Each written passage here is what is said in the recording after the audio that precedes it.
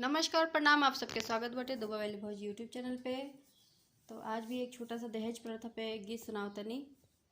और कैसे लगी गीत कमेंट करके ज़रूर बताएं। पर लाइक सब्सक्राइब चैनल नहीं करे तो लाइक सब्सक्राइब जरूर करो और कमेंट करके ज़रूर बताएं। वहाँ से देहब हो पापा 4 लाख नगदिया कारे हो। अरे कहाँ से देहब हो पापा 4 लाख नगदिया कारे हो।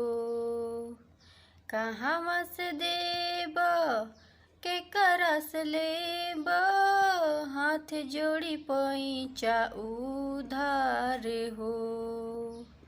कहाँ से देब के करस लेब हाथ जोड़ी पैचा उधार हो।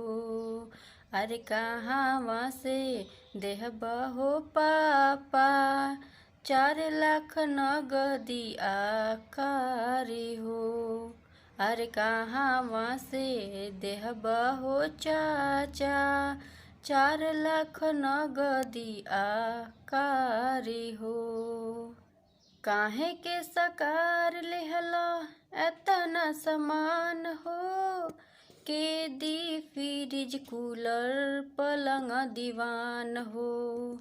काहे के सकार लेहला एतना समान हो के दी फ्रिज कूलर पलंग दीवान हो।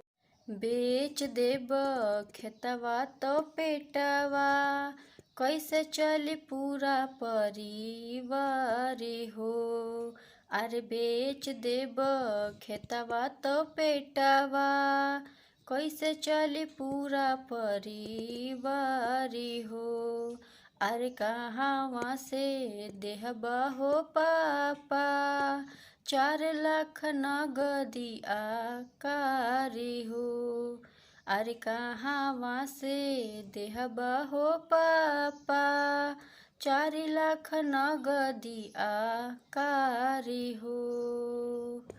कहाँ से देब के करस लेब हाथ जोड़ी पैचा उधारी हो। कहाँ से देब के करस लेब हाथ जोड़ी पैचा उधारी हो। अरे कहाँ से देहब हो पापा 4 लाख नगदिया कारे हो।